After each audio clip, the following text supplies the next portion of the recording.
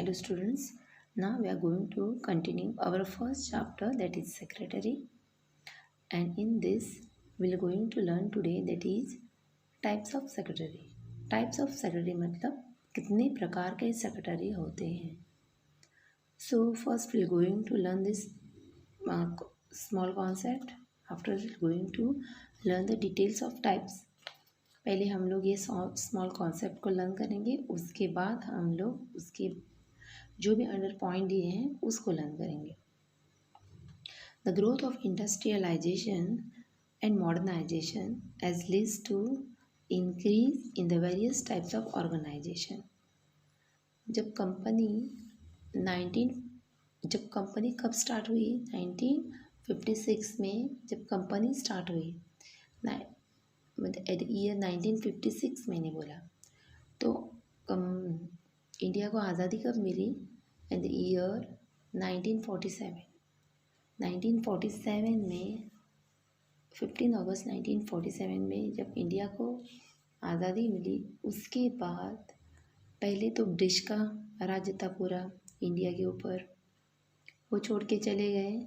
तो उनके सब रूल्स हटाने के लिए इंडिया की गवर्नमेंट को बहुत टाइम लगा, और उसके बाद अपने रूल्स वो लोगों ने फॉलो करना चालू किया. इंडिया के गवर्नमेंट ने तो अपने रूल्स फॉलो करने के लिए उनको भी थोड़ा टाइम लगने लगा, और ऐसा करते करते जब 1956 में क्या हुआ, इंडिया की सरकार ने, भारत सरकार ने सोचा कि हम लोग अभी कंपनी इंडिया में एस्टैब्लिश करेंगे ताकि लोगों को भी काम मिले और इंडिया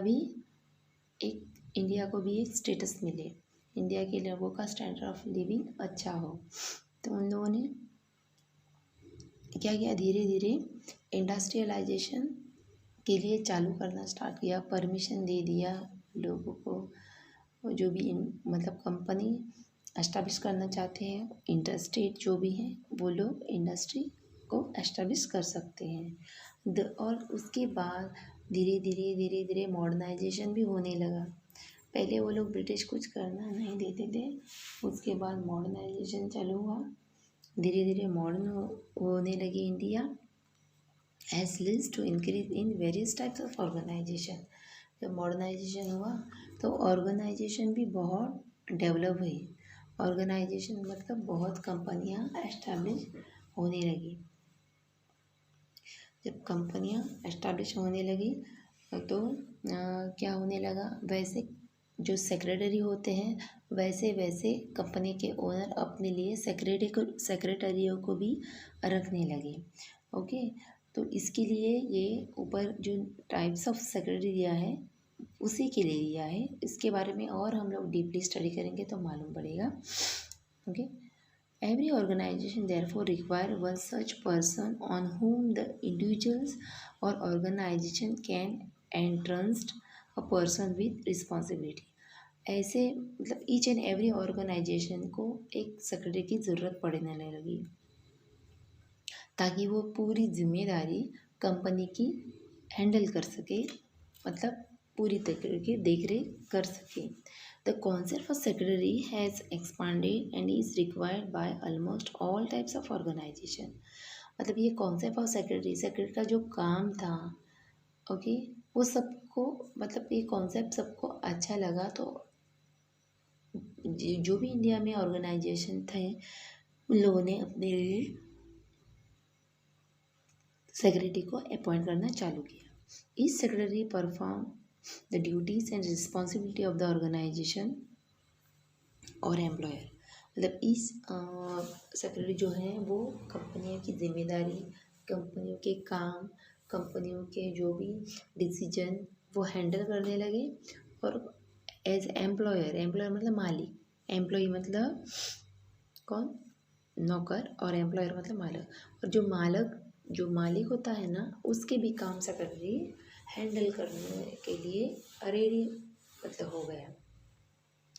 मतलब ये जो अभी जो मैंने टाइप्स ऑफ सेक्रेटरी के बारे में आपको बता दिया कि जब इंडस्ट्रियल ग्रोथ होने लगा, मॉडर्नाइजेशन होने लगा, वैसे इंडिया मतलब डेवलप होने लगी तो हर कोई जो कंपनियों को सेटअप करने लगा, तो हर एक कंपनी में सेक्रेटरी की ज़रूरत पड़ने लगी। और सेक्रेटरी की जो भी जिम्मेदारी है, सेक्रेटरी के वो जो भी काम है, वो सेक्रेटरी अच्छे से परफॉर्म करने लगा और मालिक को भी मदद करने लगा। यही ये इंट्रोडक्शन पार्ट में दिया है। और अभी टाइप्स ऑफ सेक्रेटरी इसके बाद है। टाइप्स ऑफ सेक्रेटरी मतलब कितने प्रकार के सेक्रेटरी होते हैं, तो हम लोग पहले लर्न करेंगे। ये जो डायग्राम में आपको दिया है, तो सबसे पहले हम लोग पर्सनल सेक्रेटरी के बारे में लर्न करेंगे। और पर्सनल सेक्रेटरी होने के बाद हम लोग इंस्टीट्यूशनल सेक्रेटरी के बारे में लर्न करेंगे। अभी पर्सनल सेक्रेटरी, पर्सनल मतलब क्या, खुद का, अपने अकेले के लिए सेक्रेटरी रखना। अभी ये कंपनी कोई खोल नहीं रहा है, अभी इधर अकेले पर्सन की बात कर रहा है। जो भी मतलब जो भी बताने वाला है वो अकेले पर्सन की बात कर रहा है। मतलब पर्सनल सेक्रेटरी मतलब खुद का, अपने लिए एक सेक्रेटरी रखना। अपने लिए क्यों, तो अब जो भी पर्सन होते हैं वो बिजी होते हैं, जैसे डॉक्टर्स, लॉयर्स, बाद में इंजीनियर्स। ओके, ऐसे पर्सन क्या करते हैं, अपने लिए एक सेक्रेटरी के चुनाव करते हैं ताकि उनका ऑफिस का काम वो सेक्रेटरी करें और जो जो वो जो है वो मेन काम पे फोकस करें। तो पर्सनल सेक्रेटरी मतलब क्या, खुद के लिए सेक्रेटरी, मतलब ये कुछ कंपनी नहीं है, अपने लिए सेक्रेटरी रखना। अभी कोई आम आदमी मतलब गरीब आदमी अपने लिए सेक्रेटरी को नहीं रखता है। तो कौन से कम पर्सन अपने लिए सेक्रेटरी को रखते हैं, तो जो बिजी होते हैं। For example film star, actor लोग, डॉक्टर लोग, इंजीनियर, लॉयर, ऐसे पर्सन अपने लिए सेक्रेटरी को रखते हैं। तो इधर डिटेल में दिया है पर्सनल सेक्रेटरी के बारे में। मतलब जो बिजी पर्सन होता है, पर्सनल मतलब अपने लिए सेक्रेटरी को रखना। कंपनी के लिए इंस्टीट्यूशन में दिया है क्या है वो डिटेल में। अभी ये पर्सनल सेक्रेटरी मतलब अकेला जो पर्सन होता है वो बिजी होता है, वो अपने लिए सेक्रेटरी को रखता है, उसको बोलते हैं personal secretary. The personal secretary or personal assistant is the oldest types of secretary। मतलब ये पुराने ज़माने के लिए मुनीम जी वगैरह जो होते थे राजा के दरबार में, वो एक प्रकार के सेक्रेटरी थे जो राजा का काम करते थे। तो धीरे धीरे बदलाव होने लगा और ये जो है वो पर्सनल सेक्रेटरी में ट्रांसलेट होने लगा। तो पर्सनल सेक्रेटरी मतलब खुद का सेक्रेटरी, खुद के लिए सेक्रेटरी को रखना, अपने कुछ ऑफिस के छोटे काम के लिए। ये कंपनी की बात नहीं हो रही है इधर।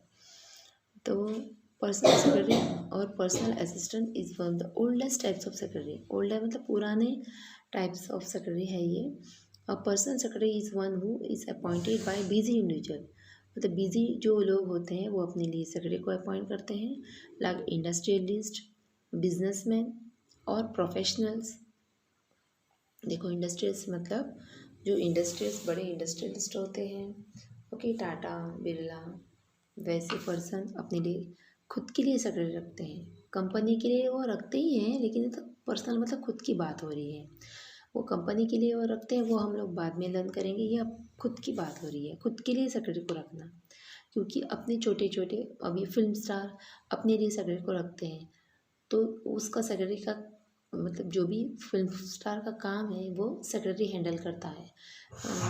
तो क्या उसके काम होते हैं, समझो हीरो है, वो शूटिंग के लिए गया तो उसके फ़ोन उठाना, उसके बाद कुछ लेटर है तो लेटर लिखना, और नहीं तो कुछ मतलब उसके पर्सनल घर के कुछ काम होते हैं जो सही में ऑफिशियली होते हैं, वही काम सेक्रेटरी करता है अच्छे से और उसके फ़ोन उठाता है। तो ये दिक्कत जो होती है वो बिज़ी जो पर्सन है, फिल्म स्टार होगा वगैरह होते हैं, उनके लिए नहीं होती है। वो अपने लिए सेक्रेटरी को रखा तो उनके सब काम कौन करता है, secretary. Like industrial, businessman, professional, okay, to conduct the correspondence and day to day routine duties. उनके करस्पॉन्ड मतलब उनको उनके जो भी लेटर्स किसको भेजने हैं वो भी काम सेक्रेटरी करता है। एंड रूटीन ड्यूटीज़ जो उनको फ़ोन उठाना, नहीं तो रिकॉर्ड रखना, अगर मालिक बाहर जा रहा है तो उसको उसके काम लिख के देना कि टाइम पे हो जाए, ऐसा। ये सब सेक्रेटरी, पर्सनल सेक्रेटरी के काम होते हैं। अभी उसका अपॉइंटमेंट, जब उसको अपॉइंट करते हैं ना, तो कैसे उसको अपॉइंट किया जाता है, कैसे उसको बुलाया जाता है, उसको कैसे वो लोग ऑफिस में लाते हैं। Busy individuals appoint secretaries to look after other work so as to enable them to concentrate on their primary work. मतलब जो बिजी लोग होते हैं, जैसे मैंने बोला एक्टर, डॉक्टर, लॉयर, इंजीनियर, ऐसे लोग अपनी डे सेक्रेटरी को रखते हैं ताकि वो अपना जो मेन काम होता है उस पर फोकस हो जाए। ओके। और जो ऑफिस के काम छोटे मोटे जैसे फाइल मेंटेन करना, फ़ोन उठाना, लेटर लिखना, ये सब सेक्रेटरी का काम होता है। तो वो काम बिजी इंडिविजुअल नहीं करते हैं, सेक्रेटरी करते हैं। Example, doctors, lawyers, engineers, CA, actors, politician, leaders, ministers etcetera. ऐसे लोग जो होते हैं वो अपने लिए अपॉइंट किसको करते हैं, सेक्रेटरी को। कौन लोग अपॉइंट करते हैं, अपॉइंटमेंट मतलब पर्सनल सेक्रेटरी को अपॉइंट करना।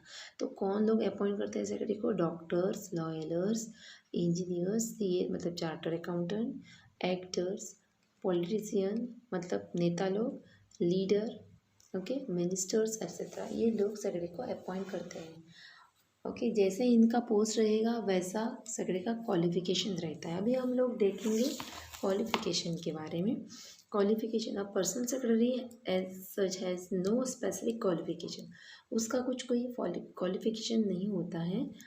Eight a graduation degree, good command over language, मतलब 12th पास भी चलेगा। अगर कुछ मतलब खाली फ़ोन ही उठाने का काम है तो 12th पास चलेगा। लेकिन नेता लोगों के पास जो सेक्रेटरी रहेगा वो मतलब अभी मिनिस्टर है तो उसने बीए तो एटलीस्ट पास करनी चाहिए। ऐसा सेक्रेटरी होना चाहिए, पढ़ा लिखा।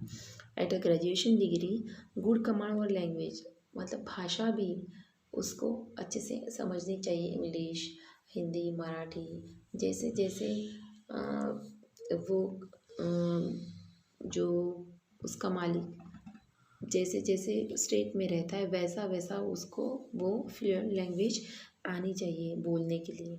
इस required knowledge of computer, computer का नॉलेज होना चाहिए। इंटरनेट स्किल, मतलब उसको सब कंप्यूटर वगैरह, नेट वगैरह चलाना आना चाहिए। Have now become a necessity, मतलब ये जो अभी इंटरनेट स्किल जो है वो नेसेसरी हो गई है, तो उसको सब ये आना चाहिए। The qualification depends on the requirement of employers professional, मतलब अभी ये क्वालिफिकेशन रहता है ना कंपनी के सेक्रेटरी का या पर्सनल सेक्रेटरी का, वो depend on profession of the secretary. For example, अभी नेता लोग हैं तो आर्ट्स पढ़ा लिखा हुआ सेक्रेटरी उसको चाहिए। अभी डॉक्टर लोग हैं तो साइंस पढ़ा लिखा हुआ सेक्रेटरी चाहिए। ओके। लॉयर है तो वही आर्ट्स पढ़ा लिखा चाहिए। इंजीनियर रहेगा तो कॉमर्स भी चल सकता है, आर्ट्स भी चल सकता है, साइंस भी चल सकता है। तो इसके लिए उसका क्वालिफ़िकेशन जैसे उसका मालिक रहेगा प्रोफेशन में वैसे उसका क्वालिफ़िकेशन होना चाहिए। तो ये था हमारा पर्सनल सेक्रेटरी के बारे में। नेक्स्ट लेक्चर में हम लोग इंस्टीट्यूशन सेक्रेटरी के बारे में लर्न करेंगे। तो थैंक यू।